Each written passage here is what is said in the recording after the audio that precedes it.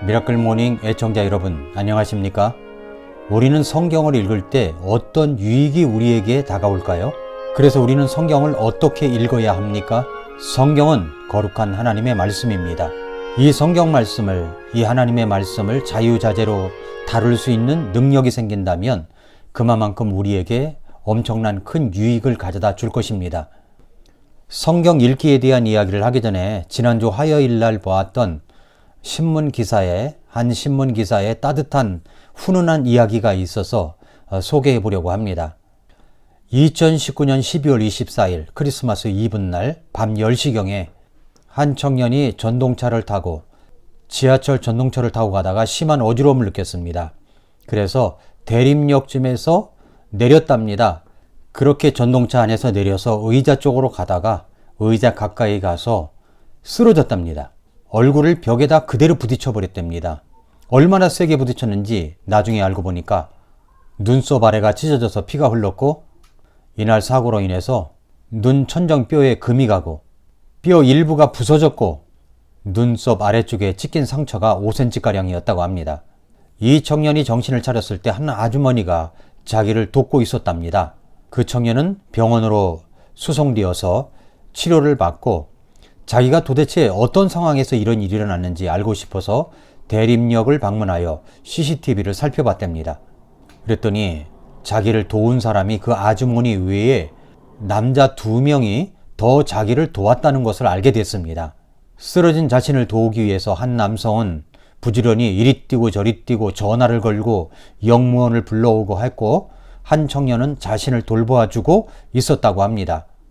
이 청년은 자신이 쓰러진 것을 보고 그냥 지나쳐서 지나가는 분도 있었는데, 자기가 쓰러진 것을 보고 다가와서 따뜻하게 도와주려고 하고 이리 뛰고 저리 뛰어서 119를 부르고 구조하는 모습을 봤을 때 그것이 기적처럼 느껴졌다고 합니다.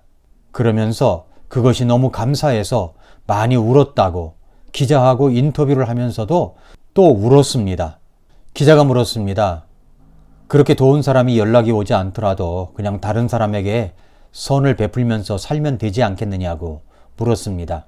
그러자 그 청년이 이렇게 말했습니다. 감사한 마음을 꼭 그 당사자에게 표현하고 살자는 다짐을 실천하고 싶다고 말했습니다. 이런 이야기입니다. 너무 따뜻하고 훈훈한 이야기죠? 자신을 돌보아준 사람들을 찾아내서 감사를 표현하려고 하는 사람은 24살 청년입니다. 저는 우리나라에 이런 건강한 젊은이가 있다는 사실에 마음이 참 감동이 되었습니다. 감사를 표현할 줄 아는 그 마음이 너무 감동적이었습니다. 여러분은 이 기사를 보고 무엇이 떠오르십니까? 저는 성경에서 선한 사마리아인의 비유가 생각이 납니다. 어떤 사람이 강도를 만나 피를 흘리고 쓰러져 있었습니다. 레인도 지나갔고 제사장도 지나갔습니다. 그 쓰러진 사람을 도와주진 않았습니다. 그러나 여행 중에 있던 선한 사마리아인이 다가와서 기름을 발라 그 상처를 싸매며 또 여관으로 데려가서 그를 돌보아주면서 주인에게 부탁하기를 그 사람을 잘 돌보아주라고, 자신이 거기에 필요한 것이 더 들면 그걸 다 지불하겠노라고 하면서 떠나갔다는 이야기입니다. 그런데 그 강도 만난 사람이 깨어났을 때 그는 어떻게 행동을 했을까요? 저는 아마도 여기 청년처럼 자신을 도와준 사람들을 찾아내서 아마도 감사를 표현하려고 했던 청년처럼 아마도 이 강도 만난 사람도 예수님을 찾아내어 그 감사를 표현하지 않았을까, 그렇게 생각이 됩니다. 물론 이 세상에는 배은망덕한 사람도 있고 감사를 적극적으로 나타내서 표현하는 사람도 있습니다. 그러나 이 시대를 보면 은혜를 알고 그 은혜에 대한 감사를 표현하는 사람이 너무나도 드문 시대에 우리가 살고 있습니다. 그래서 이런 기사를 보면 따뜻하고 반갑기만 합니다. 사도 바울도 자신이 복음을 전하다가 이제 죽는구나 라고 생각되는 고난과 고통이 말 못할 정도로 다가왔을 때, 이젠 죽는구나 라고 하는 생각되는 고통과 환난이 자기에게 다가왔지만 그럼에도 불구하고 그는 고린도전서 15장 10절에서 이렇게 말합니다. 하나님의 은혜로 내가 지금의 내가 되었으니 내게 베푸신 그분의 은혜가 헛되지 아니하여 내가 그들 모두보다 더 많이 수고하였으나 내가 아니요 오직 나와 함께 하신 하나님의 은혜로다. 이렇게 이야기를 했습니다. 모든 것이 나와 함께 하신 하나님의 은혜입니다. 그 하나님의 은혜인 것을 우리가 안다면 나에게 은혜의 말씀을 통해서 구원을 주신 그 하나님의 은혜에 대해서 예수님의 은혜에 대해서 어떻게 보답을 해야만 하겠습니까? 그 은혜를 안다면 우리는 그 은혜의 말씀을 주신 성경을 그렇게 홀대하진 않을 것입니다. 사랑하는 연인에게 온 편지처럼 이 말씀을 읽고 또 읽을 것입니다. 연애 편지라고 하니까 제가 군 생활할 때 제 아내와 주고받았던 그 편지가 생각이 납니다. 사흘에 한 통씩 서로 주고받으면서 저는 편지를 보내면 편지가 올 때만 기다리고 있었습니다. 나중에 보니 편지를 썼는데 사흘에 한 통씩 편지를 보냈더라고요. 사랑하는 연인에게서 온 편지는 그렇게 홀대하지 않습니다. 당장에 뜯어보고 싶고 당장에 읽고 싶고 그렇게 편지를 보낸 의미를 알고 싶어하고 감사하고 기뻐한다는 것입니다. 그리고 답장을 또 보내죠. 왜 그렇습니까? 사랑하는 연인의 편지이기 때문입니다. 하나님의 말씀도 마찬가지입니다. 하나님의 말씀은 하나님께서 우리에게 보낸 사랑의 편지입니다. 예수님께서 우리에게 보내신 사랑의 편지입니다. 나를 구원하신 하나님의 말씀, 성경, 그 성경이 사랑하는 예수님의 편지입니다. 그 예수님의 편지를 읽으면 어떤 이득이 오는 것입니까? 첫째로 간단하고 효과적으로 알려주는 책이 있어서 제가 여러분들에게 소개하고 싶습니다. 성경을 어떻게 읽어야 되는가 라고 하는 책을 쓴 좋은 책이 하나 있습니다. 바로 삶을 변화시키는 성경 연구라는 책입니다. 하워드 핸드릭스 박사가 쓴 책인데 아주 정말로 고전처럼 추천하고 싶은 그런 책이기도 합니다. 저는 이 책을 한 10독 이상 한 것 같습니다. 어저께도 이 책을 처음부터 끝까지 다 읽었습니다. 정말 하나님의 말씀을 연구하는 아주 놀라운 책이라고 여러분에게 추천해드리고 싶습니다. 예수님의 사랑의 편지를 읽으면 어떤 유익이 있습니까? 두 번째로는 성경을 다루는 능력에서 자신감을 얻게 됩니다. 주일날 제가 빌레몬서 말씀을 가지고 이번 한 달 동안 내내 설교를 하려고 전하고 있습니다. 그런데 빌레몬서 1장 하니까 쉽게 찾는 분들은 쉽게 찾지만 이제 찾기 어려운 분들은 구약에서부터 뒤지기 시작하고 신약까지 넘어오는 분들이 있습니다. 그런 분들은 성경을 다루는 능력을 더 습득해야 될 사람들입니다. 성경 퀴즈를 하는데 성경 뽑기 게임, 칼뽑기, 일명 칼뽑기 게임을 한 적이 있습니다. 창세기 1장 1절, 요한복음 3장 16절 하면은 이 성경을 옆구리에 끼고 있다가 칼 하면은 뽑아가지고 요한복음 3장 16절, 창세기 1장 1절을 찾아가지고 읽으면 되는 그런 게임입니다. 근데 그런 게임을 하다가 히브리서 1장 1절 그러다가 또 히스기야서 1장 1절이라고 했습니다. 칼 하니까 열심히 구약부터 이제 뒤지기 시작하는 거죠. 그런데 히스기야서 1장 1절이 있습니까? 히스기야서라는 책은 없습니다. 그럼에도 불구하고 히브리서와 비슷하기도 하니까 무조건 찾고 보는 거죠. 성경을 다루는 능력이 많으면 바로 그것이 하나님의 말씀인가 아닌가 하는 걸 분명히 알 수 있게 됩니다. 물론 이것이 모두 다 초보적인 이야기입니다만은 성경을 다루는 능력을 갖게 되면은 그만큼 유익이 있다는 말씀입니다. 성경을 읽다 보면 난해한 구절도 있습니다.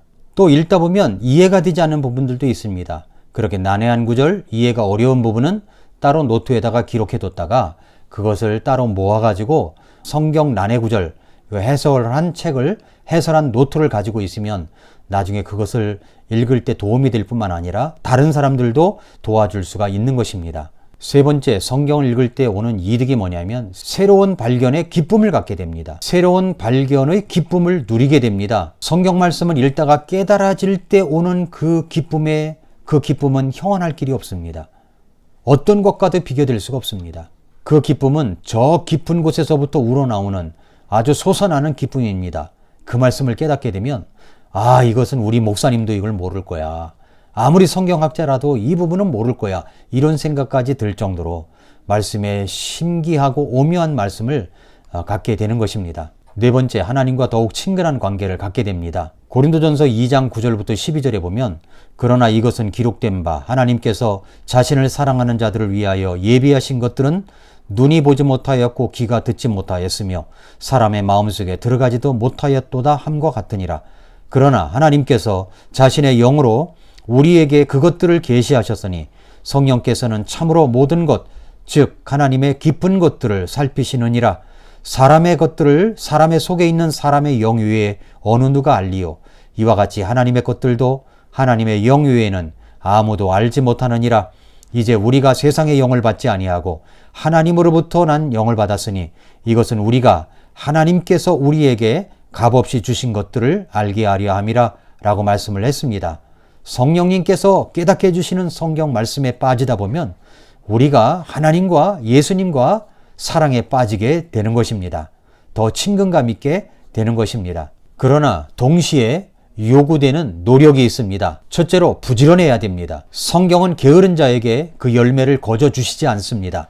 인생의 모든 것이 그러하듯이 성경을 읽고 듣고 연구하는 것에 투자한 만큼 보상을 받게 되어 있습니다. 많이 투자하면 많은 보상을 받게 됩니다. 물론 시간도 내야 합니다.